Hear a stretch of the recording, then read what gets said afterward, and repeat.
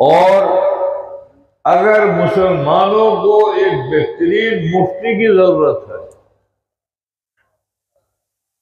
ایک بہترین قاری اور عالم کی اور محدث کی ضرورت ہے، تو مسلمانوں کو ایک ڈی ایم اور کلکٹر کی بھی ضرورت ہے۔ کوشش کرو جن کے 2 بچے ہیں، ایک کو دین کے مدرسے میں بھیجو اور ایک کو جناب علی اسکول اور کالج میں پڑھانے کی اپنے بناؤ، اس میں کوشش کرو۔ اور اگر نہیں کرو گے تو کیا بتاؤں، سنو، تمہارے دادا پہ کتنی زمین تھی؟ 100 بیگھے۔ کتنی تھی؟ یہ بول رہا بڈھا 400۔ ان کے 4 لڑکے ہو گئے تو کتنی آئی؟ 100۔ اور ان کے 4 ہو گئے، کتنی آئی؟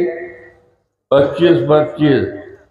اب اللہ کے فضل سے اس کے بھی 6 ہو رہے ہیں۔ اب کتنی آئی؟ یہ اس دور میں آپ ہیں جہاں 5 اور 2.5 اور 3 بیگھے سے زیادہ زمین نہیں، میں سارے ملک کو کہہ رہا ہوں۔ آئندہ زمین بیگھوں میں نہیں بٹے گی، آئندہ زمین گزوں میں بٹے گی، اور اگلے دور جو آ رہا ہے وہ فٹوں میں بٹے گی۔ کہاں جاؤ گے؟ کیا کرو گے؟ اگر کوئی قوم کو بچا سکتا ہے تو وہ کیا ہے؟ علم ہے۔ اور قرآن کے اندر مطلق علم کہا ہے۔ پڑھیے آپ کہیں سے کہیں تک میرے بھائیوں، وہ دین کا بھی علم ہے، اور یہ کالج کا بھی۔ یہ بچہ ڈاکٹر ہمارا یہ آیا تھا ابھی میرے پہ سر کے اثرات، سمجھ گئے؟ کیا یہ بددلی کا کام کر رہا؟ کیا سلف بازی کر رہا؟ اللہ کے نبی کی فوج کے اندر عبید اللہ جنرل تھے۔ ایک جنرل کی بھی ضرورت ہے، ایک کرنل کی بھی ضرورت ہے، ایک ڈی ایم کی بھی ضرورت ہے، ایک ایس پی کی بھی ضرورت ہے۔ سمجھے بھائیو؟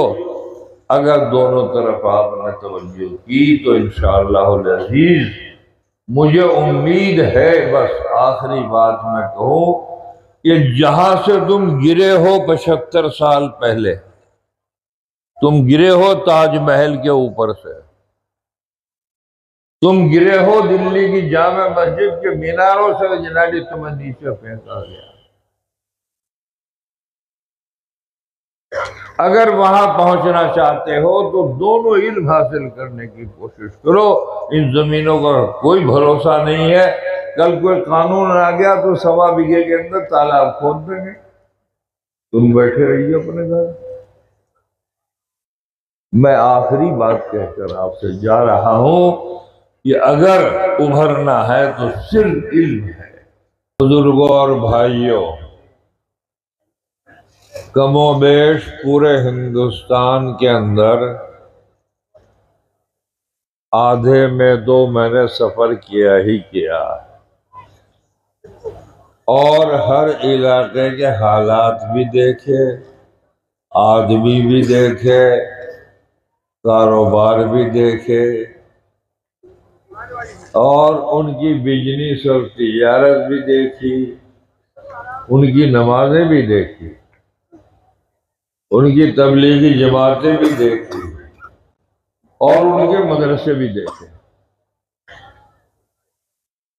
یہ بات تو طے شدہ ہے کہ شمالی ہندوستان میں تقریباً 350 سال پہلے ایک خاندان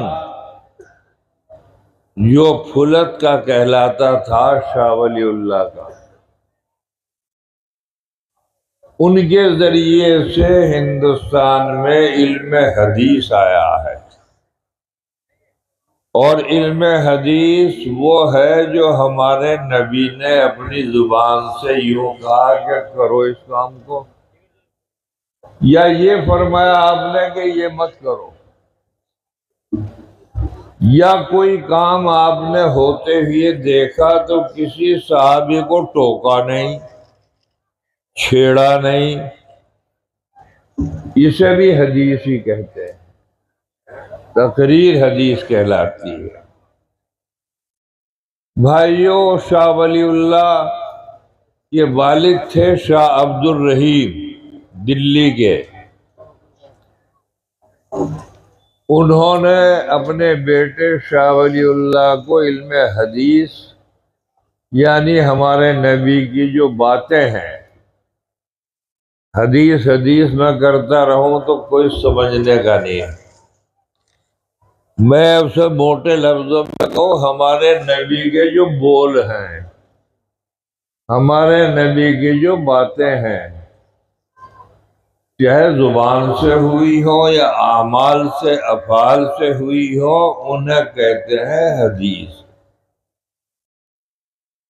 تو بھائیوں، انہوں نے اپنے چاروں بیٹوں کو اللہ کے نبی کی باتیں سکھائی۔ آگے سلسلہ چلا تو شاہ اسحاق صاحب دلی کے اندر پیدا ہوئی ہے۔ ایک مدرسہ تھا ایڈورڈ پارک، یہاں کہلاتا ہے، لال قلعے کے بیچ میں اور جامع مسجد کے بیچ میں، پونے میں۔ اس کا نام تھا مدرسہ رحیمیہ، جیسے ہمارے مدرسے کا نام احمد العلوم ہے۔ میرے بھائیوں، سب سے پہلے جہاں ہمارے نبی کی باتیں سنائی جاتی تھی، کہی جاتی تھی، عمل کیا جاتا تھا، انگریزوں نے نمبر 1 پہ سب سے پہلے بلڈوزر اس پہ چلایا۔ نتیجہ یہ نکلا، مدرسہ اجڑ گیا۔ وہ اپنا تام جھام کھا کے جو کچھ بھی تھا بیچاروں پہ، اور تو کچھ تھا نہیں، وہ مہدیان میں چلے گئے۔ مہدیان ایک جگہ ہے دلی کے اندر،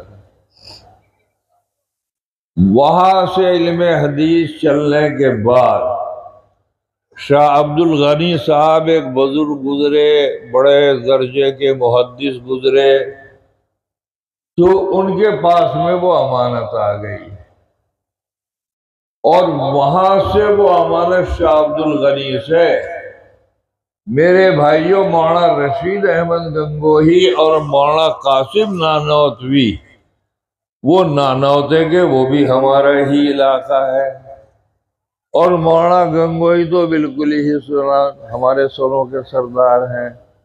وہ علم حدیث، اللہ کے نبی کی باتیں یہاں گنگو سے شروع ہوئی۔ لمبی بات نہ کرتے ہوئے میرے بھائیوں، 9 سال تک دیوبند کے مدرسے میں پڑھایا نہیں گیا علم حدیث، یہاں گنگوہی میں پڑھایا جاتا تھا، اور خانپور کو گنگو سے جدا نہیں کر سکتے آپ۔ یہ ایک